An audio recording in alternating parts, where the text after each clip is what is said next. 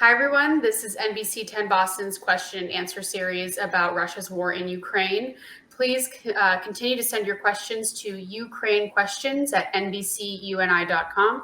I'm digital reporter Mary Marcos, and I'm here with Mai'a and Pablo Calderon of Northeastern University and Oleh Kotsyuba of Harvard University. Thank you guys for being here every week. Thank you. Thank you. So as we talked about last week, a new phase of the war is underway at this point, where Russia is really focusing in the eastern region of Ukraine, which is referred to commonly as the Donbass. And there has been some significant development in the last week or so there. Mariupol is continues to be under siege. The last I checked on that, there was sort of one area left with the Ukrainian forces kind of surrounded, and then there was the Russian warship Moskva. I'm not sure how to say that. Is that correct? Of Moskva sank, and that was significant. So I'd like to get to that, and then most recently over the last week too, President Zelenskyy was warning that the world should sort of prepare for President Vladimir Putin to use nuclear weapons. And that's what I want to start talking to you guys about is that a concern for you guys? Because we have talked about the fact that if nuclear weapons were used, there would be significant response from the West. So how likely is that at this point? What do you think, Mai'a? I think there's been the possibility of a nuclear escalation from the beginning, but in some ways it's more possible now, mainly because the Russian military is weakening, and there's a kind of growing desperation, I think, on the part of Putin to be able to say that in some way he has won. It's hard to predict something like this because it would represent such a huge escalation. There is a taboo against the use of nuclear weapons, even tactical nuclear weapons. But in a sort of political sense, Putin could send a very strong signal about his determination to continue and to really, be the most powerful player in this whole war. And the use of a tactical nuclear weapon would do that. It's in terms of the battlefield strategy, it doesn't accomplish that much actually, because it's such a destructive weapon that leaves a radioactive field in its wake. So that doesn't actually make it very easy for the Russian military to then kind of control that land because it becomes quite dangerous. And it's also destroyed. So what exactly are you controlling in the first place anyway? So I think if Putin uses these nuclear weapons, it's mainly to send a signal to the West and also to kind of try to demoralize and frighten the Ukrainians even further. And one thing that is possible is that because of this, rather than sort of launching a tactical nuclear weapon on the battlefield, he could even do something like launch it out over the sea as a demonstration of his resolve. It would, I think, really, as you said, result in a big response politically, morally, strategically from the West. And we could talk about sort of what that response could look like. But, this would be the breaking of the taboo, which, has not been done for quite a while. And so I think it's something that would be a very, very significant escalation. Great. Oleh, Pablo? So I think I agree that I think it's becoming more of a possibility. So we're approaching the anniversary of the victory in World War II, which in Russia is celebrated on May 9th. And so they are preparing for a kind of military parade on the Red Square in Moscow, as well as in other cities, and Putin needs some kind of a victory. I don't think that they will achieve any significant gains in the next 2.5 weeks in the Donbass region, even if Mariupol falls. So that will, of course, free up, a few thousand of Russian troops, but otherwise the momentum is still going to be the same. And so the question is, of course, what is the real goal of using a tactical nuclear weapon? So as we know, the only known examples of the use of nuclear weapons are from World War II in Hiroshima and Nagasaki. So they kind of course, those weapons are not the same that may be used in in Ukraine, but still the kind of the power of destruction is very strong. Basically, it's a bomb like that could completely wipe out a city of 400,000 people, resulting in mass civil casualties. However, the civilians are not the fighting force. So even if that horrible thing happens and hundreds of thousands of people die, it does not mean that Ukraine will be defeated in the war. Because once again, we have to be very clear what actually the goal is for Putin in Ukraine. It's not so much the control of territory or in some way kind of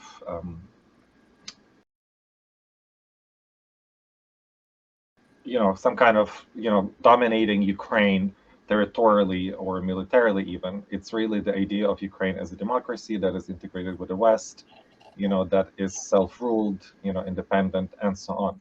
And so as long as there is any Ukrainian territory left, and as long as the Ukrainian armed forces are able to fight, that is not going to be the case. And so I think that, again, it will achieve the opposite effect in Ukraine if it is used, if the tactical nuclear weapons are used. It will radicalize further the population. So I think a lot more people are going to join in the forces and try to help in whatever way they can. It also shows, once again, if Putin is truly considering the use of such weapons in Ukraine, it shows that he doesn't understand Ukraine at all. He truly assumes that Ukrainians and Russians are the same people, and that is not the case. And one last thing, that we need to remember: even Hiroshima and Nagasaki have been rebuilt, and very successfully so, after they were destroyed. So one of the cities was only destroyed in half, right, as we know, because there's a mountain separating them. But those two cities became, a sign and a kind of a marker of pride for the Japanese in rebuilding themselves and reforming themselves after the war.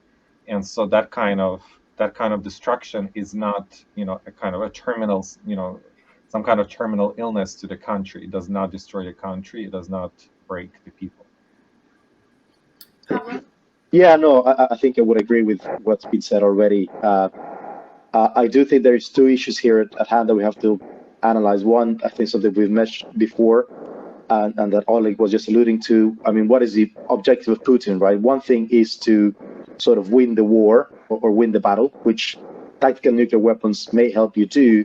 But if your objective is to control the population and to have an actual occupation of sorts, or have some sort of political control, that is definitely not going to help your ultimate objective, right? That is going to make it that much harder. So for that reason, I don't see necessarily. I think the likelihood of we seeing a nuclear weapon being utilized has increased, but it's still a very minor risk. It's still a low risk, right? Because there's all these other political considerations.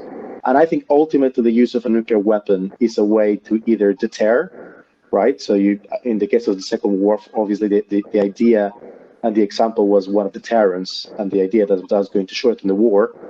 So if Vladimir Putin does this, is because he's going to see or find some provocation elsewhere.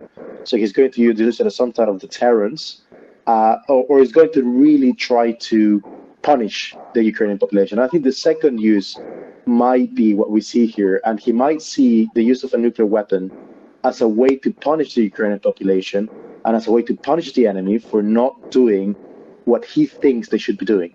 And I think that we could possibly see, particularly the longer the war goes on. And I think we're setting into a very uncomfortable pattern, perhaps, of a very long war of attrition that can go on for months and months and years, where neither of the two sides is strong enough to achieve any of their objectives, but in which one of the sides has this ultimate tool, which is to punish the civilian population, by dropping a nuclear weapon and basically achieving some degree of revenge. And if that is something that Putin calculates is going to go down well within its own constituency and its own population, and we started to hear a little bit already, some people in Russia, and some influential people in Russia criticizing not Putin, but the war in itself and the way the war is carried out. And we saw some people criticizing the military in particular, which is pretty much untouchable in Russia. So if it's seen as somehow being helpful to the military objectives, whatever those may be, it may be used. But I still think we're a little bit far away from that. But it really depends on how the war proceeds. And if we manage to avoid this becoming a very long, very torturous, very slow war of attrition in which we reach some sort of stalemate that prolongs itself forever. And that's going to become incredibly costly for Putin. And the likelihood of a nuclear weapon being utilized increases in that sense. Great. Mai'a, did you want to quickly talk about what you think the response would be? Sure. Yeah. I mean, I think, in the most worst case scenario, there's this threat that the use of a tactical nuclear weapon spreads into further use of more tactical nuclear weapons, and then other countries being brought into this, so that we're now looking at kind of a World War III scenario with strategic nuclear weapons quickly escalating. So that's kind of the worst case scenario. I think it's unlikely to happen so easily, thankfully, because the West is so cautious about not escalating unless they're really forced to kind of get involved directly. So I think the West would sort of immediately condemn the use of a tactical nuclear weapon and seriously analyze what are the circumstances behind it. Was this designed to threaten a NATO country? Was this maybe even an accident? And it will do everything possible to avoid escalating beyond that. But it does put many nuclear powers into a situation of potentially changing their posturing with their own nuclear weapons. So we're already seeing 9 nuclear powers think about what should be their posturing right now with the weapons. And so if a tactical nuclear weapon is used by Russia, the next step could be a heightened sort of situation with nuclear weapons around the world. And that's already dangerous. Not just because, there could be purposeful escalation, but because there could be accidental escalation into a full-on nuclear war. And at that point, communication is going to be so crucial. So you just get the world into this very heightened sort of situation where there's a need to understand the intentions behind using the weapons or changing the standing or moving the weapons. Every step of the way, communication has to be clear. And as we know, if anything, communication with Russia is diminishing. The diplomatic expulsions, the fact that the Russian generals are not returning communication with American generals. So it does create a very concerning situation. But I think the most immediate reaction will be this sort of powerful condemnation, the moral outrage, the political concern in all of this. The taboo will be broken, but at the same time, the norm could, in a more optimistic light, be strengthened because other countries will face this situation that is unprecedented and dangerous. And other countries in the world might really feel the need to act in a way that strengthens the norm against use for the future because of how close this will bring the world to the brink of nuclear war. Right. And Oleh, you had mentioned the Russian warship that sunk Moskva. Could you talk a little bit about the significance of that and what that says about Russia and Russia's strength and their position in the war right now? Yeah. I think it's extremely significant in a symbolic sense, but also in practical terms. As you know, Russia has been doing some or much of its shelling from over the Black Sea, but also from using various capabilities of their navy in the Black Sea. And the Moskva is the flagship basically of all of that, of the entire fleet. And it has been praised in previous years as this extremely powerful and expensive weapon. Apparently, the cost was over $700 million to build it. And the fact that Ukraine was basically able to test its new development in kind of rocket technology, the Neptune rockets are completely new and basically haven't been used in combat, as far as I understand yet. And so, with two of the rockets hitting the ship, they were able to sink it. So obviously, I think it sent shockwaves through the Russian military, but also in the society. We don't know the exact casualties on the ship. There are some interviews surfacing now with relatives and parents of the kind of the members of the crew of that ship, and there's various information surfacing right now. It's unclear how reliable it is, but just to indicate what is kind of circulating in the media.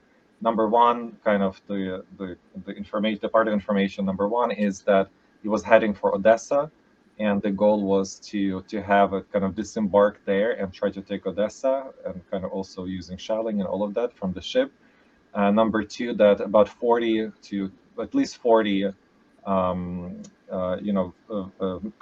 crew members have perished during the sinking, out of about 500, I believe, is the total.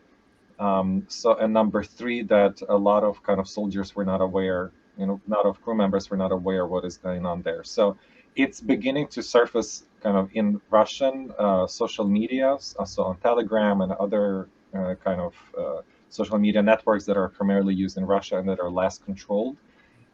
It's unclear exactly. So the Russian Ministry of Defense is not admitting the cause of the ship sinking. They're still sticking to the version of a fire breaking out on the ship. But I think it has the consequences here are in the Russian society itself right now. People are beginning to ask questions. The fact that the family members, the parents, are not getting answers, is becoming a problem for politically within Russia.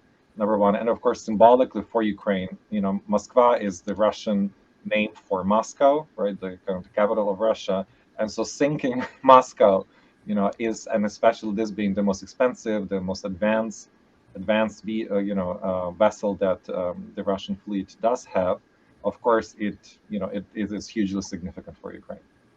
Right. Pablo, did you have anything to add on either question about the response or about the warship?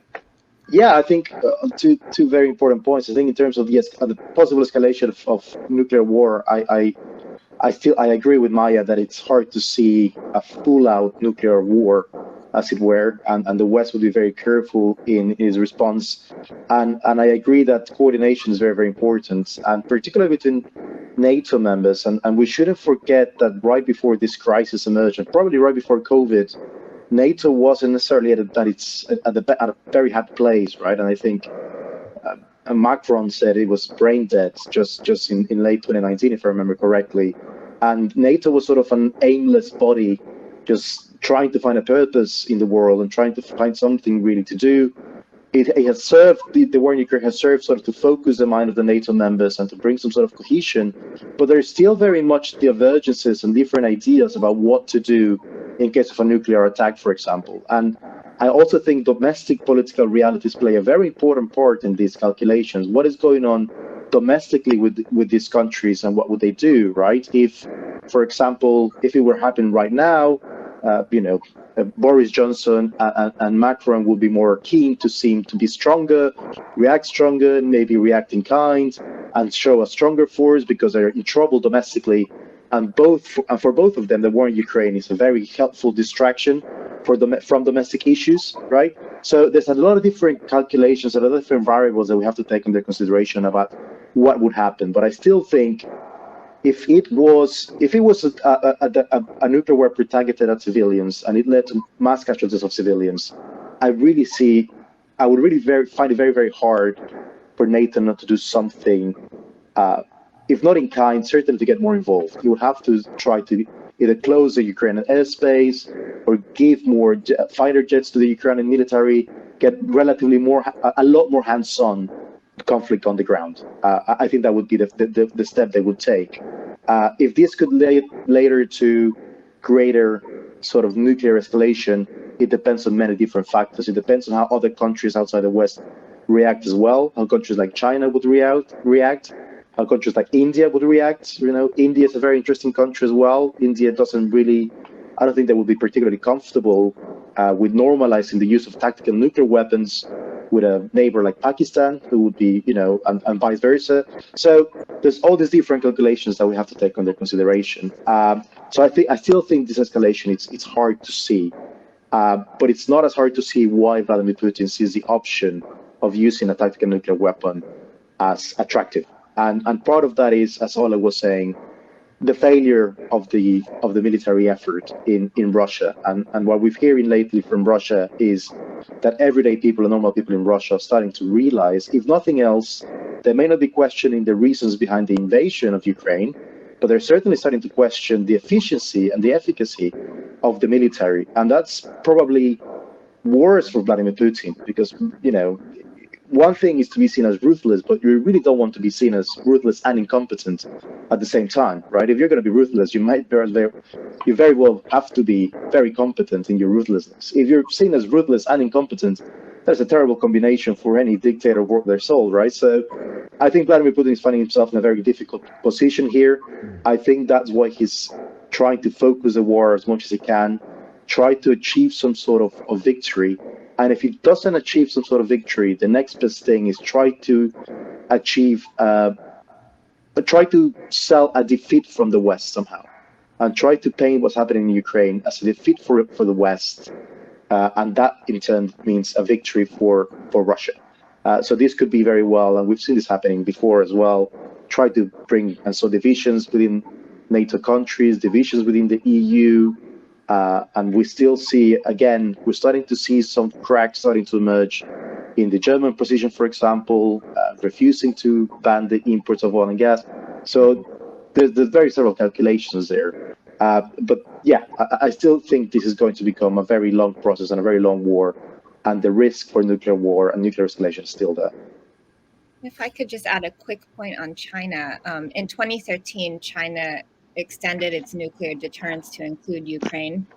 So this is why it also becomes bigger than the use of a tactical nuclear weapon becomes bigger than the question of what does the West do. It becomes about kind of what do nuclear powers do. And China may not act, of course, but it's something that draws it in a way. Yes, and perhaps a couple more points on the various scenarios that we discussed. Right, kind of for Putin, I think the internal political motivation is the primary one right now. Bill Browder, who was an investor in Russia for a long time, and who lost his investment there, and whose lawyer Magnitsky was later assassinated. Right, resulted in the end in passing the Magnitsky Act in the United States, and also kind of similar legislation in the EU countries. He talks a lot about Putin as having this prison yard mentality, where kind of the biggest and the most vicious guy is has to be the guy running the prison yard, and so for him it's all about being humiliated right now, right? If he is not the most vicious, if he is not the strongest guy, then basically effectively, he will not be running that prison yard anymore, right? In that particular case, Russia, right, as a country, and so it's very important for him to not look weak. And so I think that if he does decide to go for the tactical nuclear weapons used in Ukraine, it would be perhaps only to show that look how powerful and strong we are. Therefore, I am strong and powerful. I can do that. And then, of course, the West in that regard is in a very different position. The West has effectively signaled its unwillingness to use nuclear weapons. And that makes their kind of nuclear capability very ineffective as a deterrent. We discussed that at a conference last week that was at Northeastern that Mai'a organized, right? Kind of the effectiveness of a nuclear deterrent, it is really measured on how convincing the threat of using it really is. And Putin so far has been more convincing than the West, because he does know that there are other capabilities in the region, right, in Europe as well, but also United States, who could retaliate, but obviously he doesn't believe that they will. And so here is the dilemma that that the West is facing. Yeah, if I could just add, I think Oleg hits the nail on the head there, and I think there is, and I think we've mentioned this before, but the invasion of Ukraine pretty much stems from this idea that Vladimir Putin has that the West is weak, and the projection of weakness from the West that pretty much emboldens Russia to do whatever it wants, and weakness particularly from the United States, or if there is no weakness, is a lack of desire to utilize its power and to do what the U.S. could possibly do, right? So, yes, to a certain extent, Vladimir Putin, I think, sees the United States as a reluctant hegemon, as a reluctant power that is very careful in how it uses its power, how it projects its own power. So this gives Vladimir Putin opportunities to do things like that. But obviously, this is a very dangerous game of chicken, and this is a very dangerous calculation that Vladimir Putin is engaging with, because at the end of the day, the United States does remain the most powerful country in the world, and by some margin, and can do whatever damage it decides to do. So it's a very, very dangerous game of chicken for Vladimir Putin, one that so far has worked and has worked for other countries around the world as well. But there is no telling how the United States might react. If not, and there's obviously the great thing about democracy, of course, is that this administration can change to a very different administration in 2 years' time, and the calculation changes entirely, as it did a couple of years ago, right? So it's all very much up in the air, and there's so many different variables that we need to consider. And the longer the war goes on, the harder it becomes to predict what exactly is going to change and what exactly is going to happen. Yeah, and kind of just maybe a couple little things that I can add to this. So number one is the public opinion in kind of around the world. I think that is a really important factor. Right now, we have seen that, against the backdrop of failure of the elites, of the ruling elites in particular, be it economic or political elites, the public opinion has been a much more effective pressure factor in, enacting certain policies or kind of pushing for certain policies from these countries. In the unlikely case that Putin does use tactical nuclear weapons on Ukraine, I think that the public opinion around the world is going to be so overwhelming that it's going to put a lot of governments, within NATO or not, to do a lot more to help Ukraine. That's number one. Number two, I think what is important is to kind of, again, talking about the goals in Ukraine. A social thinker in Ukraine, Yevhen Hlibovitsky, has recently argued in several pieces that he contributed to various outlets that effectively the bulk of Ukraine, the mass of Ukraine, have lost fear. You can only really intimidate or oppress someone if you can play out their fears. Right? What are the biggest fears? Losing your home, losing your family, losing your own life. A lot of people have already experienced that. There is, for many people, not all, but for many people, the idea of losing that is not as strong of a deterrent anymore. So again, this will only radicalize the Ukrainians to fight back and rebuild and integrate with the West even stronger. Absolutely. And just for the last few minutes we have left, I wanted to ask you about something President Biden said recently. He called what's happening, the situation, what's happening in Ukraine, a genocide. And I believe President Biden said that it's becoming clearer and clearer that that Putin wants Ukrainians to no longer exist, or the Ukrainian sort of culture and people to no longer exist. And obviously, there are some technicalities that go into really identifying and officially determining something as a genocide. So, Oleh, would you just talk a little bit about the significance of Biden using that term and what's been happening since? Yeah. So we need to remember that there is a UN document on genocide, basically, that describes genocide as, a kind of a willful or targeted extermination of a group based on their identity, right? Either ethnic or religious or other kind of identity. And unlike ethnical cleansing, that kind of action of extermination is not bound to a geographic area. So meaning that the identity itself is the problem, not where the people live, right? So because otherwise you can cleanse ethnically, so to speak, a certain territory and then control it without a problem. So that's also what happened in history, as we know. So, and based on what we see right now in Ukraine, the execution of people who were no threat militarily to the Russian army, as well as the communications that have been intercepted between the soldiers, commanders and soldiers, and kind of how they talked about all of this. Plus, of course, the statements made by various Russian politicians on the media, basically on television and so on, as well as the publications in the Kremlin-controlled press, such as the RIA Novosti article that we discussed last week, basically talking about how Ukrainians are supposed to be denazified, which would amount to a genocide of Ukrainians, all speak to the fact that indeed, the actions are genocidal in Ukraine.